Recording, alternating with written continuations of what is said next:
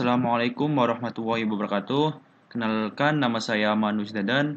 Saya mahasiswa Teknik Instrumentasi angkatan 2018 dengan NRP 105181100000082. Di sini saya akan mempresentasikan tentang soal tugas menjelaskan tentang embedded system yang berupa FPGA, Field Programmable Gate Array System.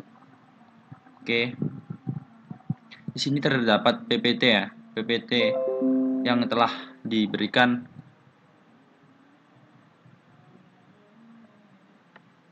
oleh dosen, dan kita akan mereview sedikit tentang FPGA di sini, FPGA teknologi. Jadi di FPGA teknologi terdapat semiconductor chip terbagi menjadi tiga, yaitu ASICS, Application Specific Integrated Circuit, yaitu tidak ada fleksibilitas dengan 20% overheat area atau pengujian. Kedua yaitu untuk microprocessor dan microcontroller. Di situ petunjuk fleksibilitas dengan 90% overhead area, menyembunyikan atau sebuah prediksi. Ketiga yaitu FPGA dan CPLD, yaitu fleksibilitas pada seluruh perangkat dengan 99% overhead area dengan konfigurasi. Oke, next.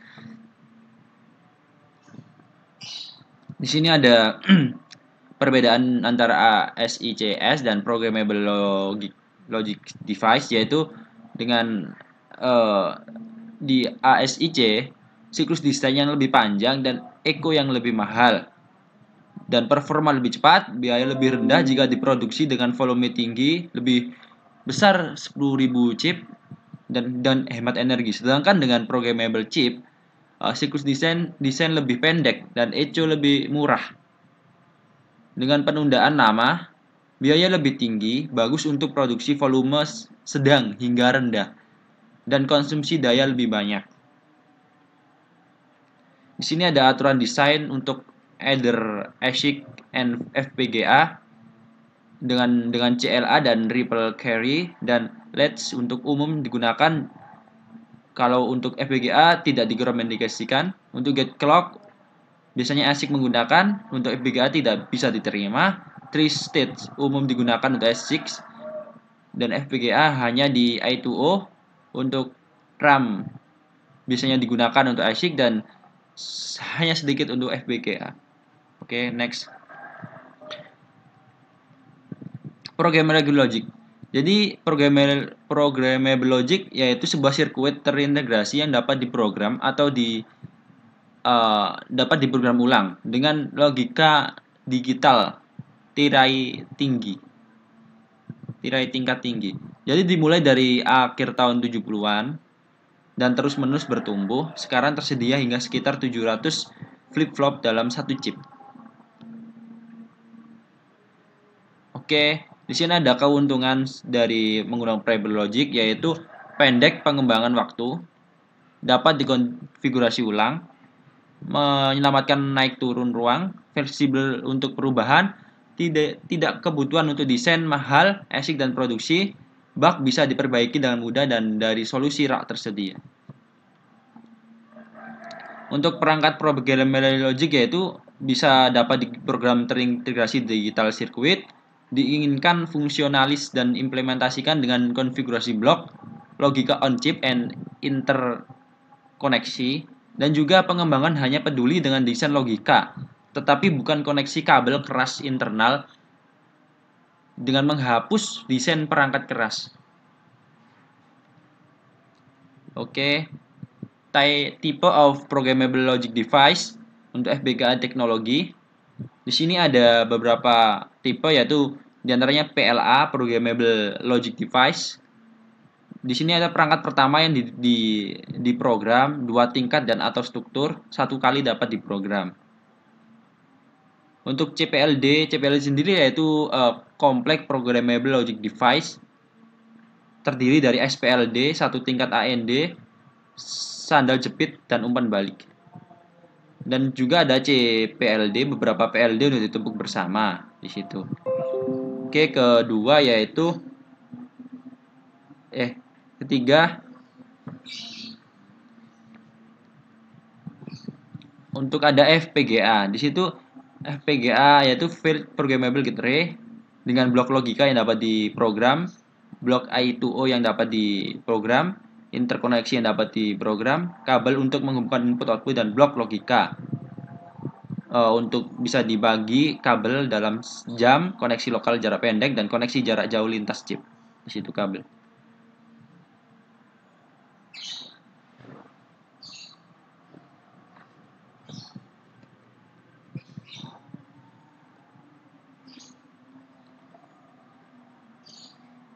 Oke, untuk FPGA Field Programmable Gate Array. Untuk fungsi khusus FPGA yaitu SRAM internal, penggandaan tertanam dan blok penganalisis logika tertanam, CPU tertanam, kecepatan tinggi I2O sampai dengan 10 GHz, antarmuka DDR, DDRI, DDRII, SDRAM. Oke. Untuk prinsipnya, di sini ada konfigurasi LUT, Special FPGA Function. Di sini ada prinsip FPGA yaitu sirkuit terintegrasi yang dapat dikonfigurasi oleh pengguna untuk menu sirkuit digital apapun selama tersedia sumber daya yang cukup. FPGA dapat dilihat sebagai array block logika yang dapat dikonfigurasi yang terhubung melalui interkoneksi yang dapat diprogram. Di sini ada FPGA struktur. Contoh FPGA struktur, simple SCLB struktur. Ada beberapa contoh di sini.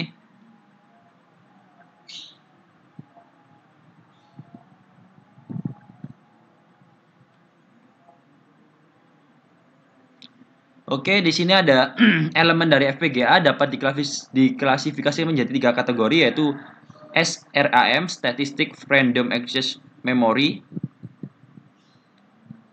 Fuzz Base BSED, dan EEPROM atau EEPROM atau Flash.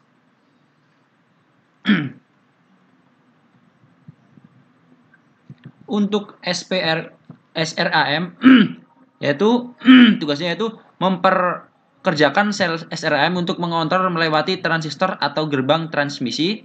Kedua yaitu bit SRAM dapat diprogram berkali-kali. Setiap bit pemrograman membutuhkan 5 transistor.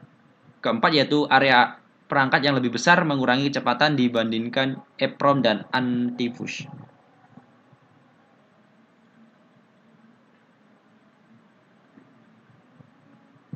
Oke, di situ untuk Fuzz Base BSD yaitu teknologi pemrograman anti sekering. Yaitu ada kelebihannya yaitu resistansi sangat rendah, ukuran elemen anti sekering terbatas, interkoneksi menempati area yang relatif kecil, satu kali diprogram, keamanan desain yang sangat baik, tidak ada bitstream yang dapat dicegat di lapangan, tidak ada transfer bitstream, tidak ada perangkat konfigurasi eksternal. Oke, itu kedua. Yaitu ketiga yaitu ada EEPROM atau EEPROM atau Flash. Di sini ada gambar ya di EEPROM. Dari EEPROM sendiri yaitu kelebihannya yaitu 2 gerbang mengambang dan pilih mode normal. Gerbang apung diubah dengan menerapkan tegangan tinggi, digunakan sebagai perangkat pull down, mengonsumsi daya statis, tidak ada mekanisme penyimpanan eksternal, dapat diprogram kembali, bukan pemrogrammable dalam sistem. Untuk EEPROM sendiri, kalau untuk EEPROM yaitu ada gambarnya ya. Yaitu 2 gerbang menggambang dan dapat dipilih, dapat dihapus secara elektrik, dapat diprogram ulang dengan menerapkan tegangan tinggi, dapat diprogram ulang secara umum, dapat diprogram ulang dalam sistem. Pemrograman ulang memakan waktu lebih sedikit dibandingkan dengan teknologi EEPROM. Beberapa fungsi tegangan mungkin diperlukan, kontrol transistor pemrograman untuk memungkinkan nilai baru, perangkat Extec Pro ASIC dengan gerbang kontrol memungkinkan untuk pemrograman. Untuk EEPROM di sini ada contoh dari EEPROM. Untuk ketiga yaitu Flash. Yaitu elemen logika LUT atau standar jepit. Di sini ada gambarnya ya. untuk tersegmentasi, pre-tune, dan rasio logika untuk mendaftar rendah. Oke. Boolean algebra. Di sini ada aritmatika komputer ya. Ada boolean TT, biasanya ada aplikasi sendiri untuk apa ya? Untuk mengoperasikan ini. Biasanya ada null, elemen, idempotent, double complement, inverse, seperti itu. Gambaran umumnya. Ada Carnot map. Di sini kita dapat dengan cara Carnot untuk menemukan algoritma komputernya. Seperti itu. Untuk cara untuk Legit computer arithmetic. Untuk Legit sendiri ada fungsi AND bernilai 1 apabila semua bernilai 1, fungsi NOT kebalikan dari fungsi logika yang diberikan, fungsi OR bernilai 1 jika salah satunya bernilai 1, fungsi NAND bernilai 1 jika salah satu input bernilai 0, jika semua input bernilai 0 maka hasilnya 1. Fungsi NOR yaitu bernilai 1 jika semua input bernilai 0. Jika salah satu inputnya bernilai 1 maka hasilnya bernilai 0. Untuk fungsi XOR bernilai 1 jika nilai input berbeda dan bernilai 0 apabila semua input bernilai sama. Untuk XNOR bernilai 1 jika inputnya sama dan bernilai 0 jika inputnya berbeda.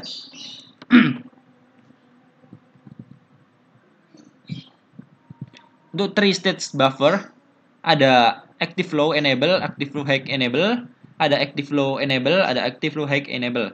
Di situ ada non inverting buffer ya, dengan inverter buffer.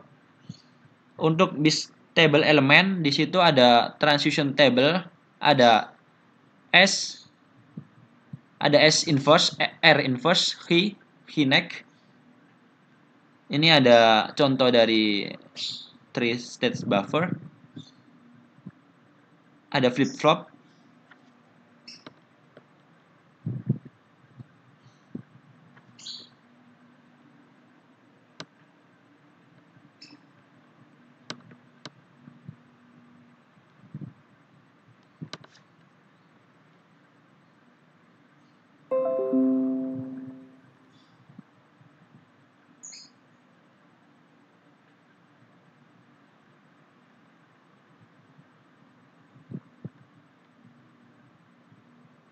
Oke, di sini ada extend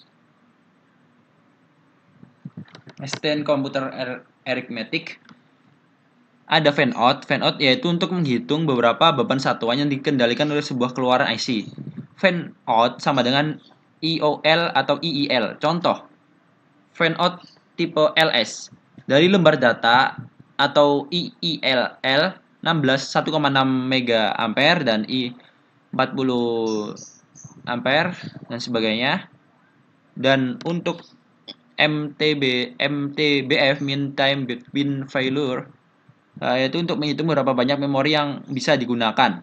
Contoh, fit untuk drum 1M dikali 1 adalah 252. Hitung MTBF RAM chip.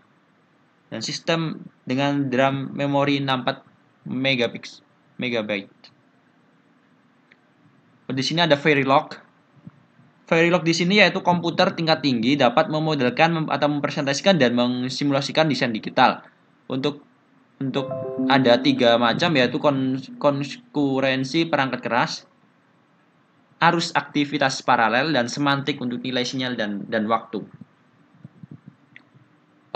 Untuk contoh desain menggunakan Verilog HDL yaitu Intel Pentium, AMD K5, K6, Intel RM7 dan lain-lain. Untuk kedua yaitu ribuan desain ASIC menggunakan Verilog HDL. Untuk FVHDL mewakili bahasa tingkat tinggi lainnya untuk desain sistem digital. Untuk desainnya seperti ini. Alasan permodelan yaitu spesifikasi kebutuhan, dokumentasi, pengujian menggunakan simulasi, verifikasi formal, perpaduan. Untuk tujuannya yaitu proses desain paling andal dengan biaya dan waktu minimum, hindari kesalahan desain. Oke.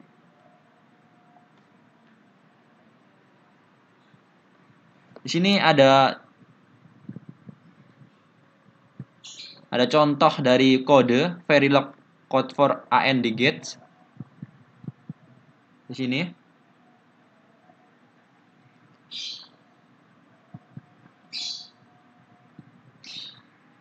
Cara membuat dan menguji modul yaitu buatlah bangku uji untuk desain Anda. Kembangkan sistem hierarki Anda dalam modul yang memiliki port input dan output disebut rancangan di sini. Kembangkan modul terpisah untuk menghasilkan tes untuk modul uji. Hubungkan ini bersama-sama dalam modul lain.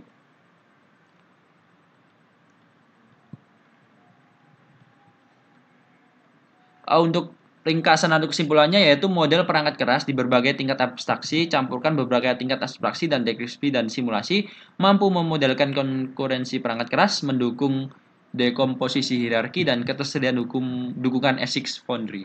Terima kasih banyak atas perhatiannya. Kurang lebihnya saya mohon maaf. Assalamualaikum warahmatullahi wabarakatuh. Terima kasih.